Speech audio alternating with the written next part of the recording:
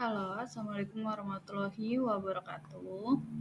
Jadi, hari ini saya akan mengajarkan tentang logika matematika. Sebelumnya kita sudah pernah mengetahui yang kemarin sempat Ibu ajarkan, yang pertama itu tentang logika matematika. Jadi di dalam ilmu matematika dikenal dengan teknik logika. Hal ini menunjukkan bahwa ilmu matematika tidak hanya sebatas pada perhitungan antara dua atau lebih bilangan saja. Berikut ini contohnya. Coba perhatikan yang mana pernyataan, yang mana kalimat terbuka. Gambar pertama. 2 kali ditambah 8 sama dengan 16. Yang benar. Kalimat terbuka ini harus diuji dahulu. Gambar kedua, nilai Anda di bawah KKM, harus remedi. Wah, saya harus belajar lebih giat lagi. Oke. Dan ini perbedaannya antara pernyataan dengan kalimat terbuka. Pernyataan kalimat yang sudah pasti nilainya, baik itu nilai benar atau nilai salah. Sedangkan kalimat terbuka adalah jenis kalimat yang masih diperlukan pengujian untuk menentukan benar atau salahnya. Jadi bisa dikatakan pernyataan yang sudah ada nilai benar atau salahnya itu contohnya seperti kalau di matematika 1 tambah 1 sama dengan 2. Jelas angka satunya jelas ditambah 1 dan ketika kita hitung hasilnya 2.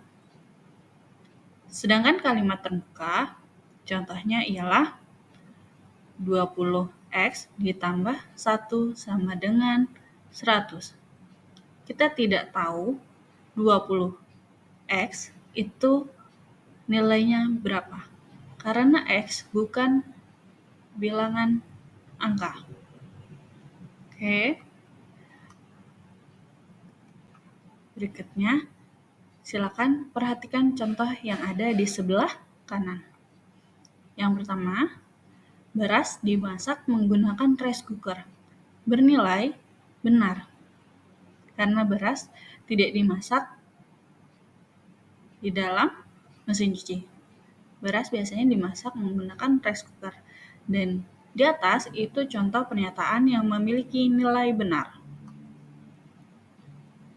Lemari berfungsi untuk menampilkan layar. Bernilai salah, karena fungsi lemari untuk menyimpan pakaian. Contoh pernyataan yang memiliki nilai salah. Jadi, contoh beras dan lemari adalah contoh pernyataan. Berikutnya, 20Y ditambah X sama dengan 100. Contoh kalimat terbuka karena nilai Y dan X belum ditentukan dan perlu diuji apakah benar atau salah, hasilnya sama dengan 100. Mouse tidak dapat bergerak karena habis baterai. Contoh kalimat terbuka. Karena belum tentu mouse tidak bisa bergerak dikarenakan habis baterai. Bisa jadi mouse itu memang rusak atau kabelnya belum terhubung. Yang pertama, di dalam logika matematika ada sebutan negasi. Negasi merupakan metode membalikkan nilai sebelumnya. Yang nilainya benar menjadi salah, yang salah menjadi benar. Negasi memiliki simbol tanda tidak terhingga. Contoh, P, semua sakit itu karena virus. Nilainya benar. Negasi P, tidak semua sakit itu karena virus. Bernilai salah. Dan terdapat not, perhatikan kata semua.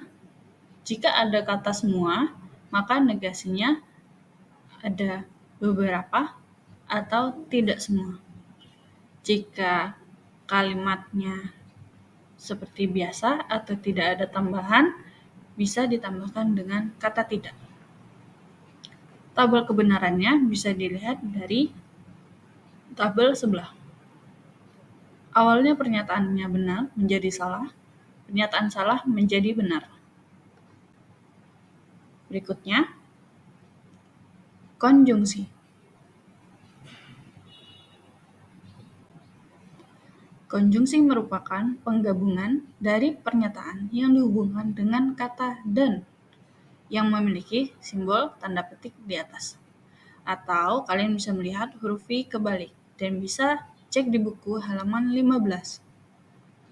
Contoh, kalimat pertama P dan kalimat kedua Q. P. Andika pergi ke pasar, bernilai benar. Q. Ibu membeli sayur, kalimat benar. P. Konjungsi Q. Andika pergi ke pasar dan ibu membeli sayur. Kunci dari konjungsi adalah menggabungkan dari pernyataan yang pertama digabungkan ke pernyataan kedua. Tabelnya bisa dilihat di sebelah. Jika kalimat atau pernyataan pertama bernilai benar, lalu pernyataan kedua bernilai benar, maka akan menjadi benar.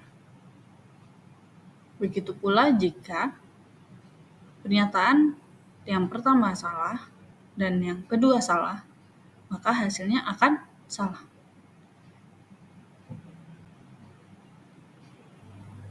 Disjungsi. Disjungsi merupakan perbandingan antara dua pernyataan yang dihubungkan dengan kata atau yang memiliki huruf simbol V. Contoh, pernyataan pertama P, pernyataan kedua Q. Beruang berkembang biak dengan melahirkan. Beruang berkembang biak dengan bertelur. P disjungsi Q. Beruang berkembang biak dengan melahirkan atau beruang berkembang biak dengan bertelur.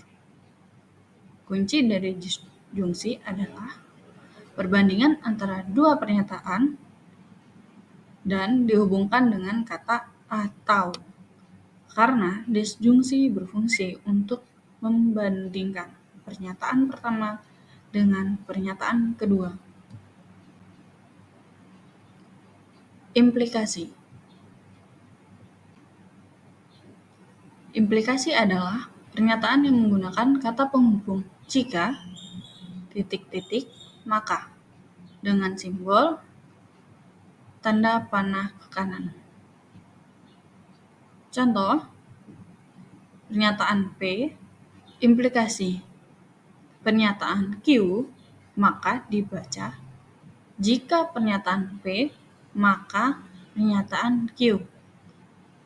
Contoh, pernyataan P, Rosa sakit batuk, bernilai benar. Pernyataan Q, kelas Rosa banyak debu, bernilai benar. P, implikasi Q, jika Rosa sakit batuk, maka kelas Rosa banyak debu, bernilai benar. Kunci dari implikasi ialah silakan tulis pernyataan 1 setelah kata jika, lalu ditambahkan maka, baru ditulis pernyataan kedua. Biimplikasi. Biimplikasi adalah pernyataan yang dibentuk dengan kata penghubung jika dan hanya jika memiliki simbol tanda panah kiri dan kanan. Contoh, pernyataan P, ayam berkaki 3. Pernyataan memiliki nilai salah karena ayam berkaki 2. Pernyataan Q, beruang melahirkan di hutan, bernilai benar. P, biimplikasi Q, ayam berkaki 3 Jika dan hanya jika beruang melahirkan di hutan, bernilai salah.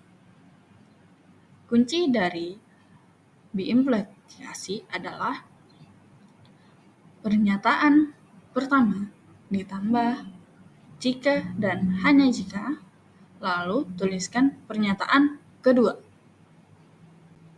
Oke, untuk materi selanjutnya itu sudah selesai. Jika ada pertanyaan, boleh menghubungi di WhatsApp. Dan berikutnya ini tentang games. Kalian bisa kerjakan games ini di kelas dengan tenang. Silakan buat kelompok. Satu kelompok terdiri dari 2 hingga 3 orang siswa. Lalu silakan tentukan siapa ketua kelompoknya. Silakan tuliskan nama kelompok pada buku informatika masing-masing. Bisa dibantu tuliskan nama kelompok di dalam grup. Lalu pada slide berikutnya akan ada word search. Kalian hanya menuliskan kata yang ada pada slide berikutnya.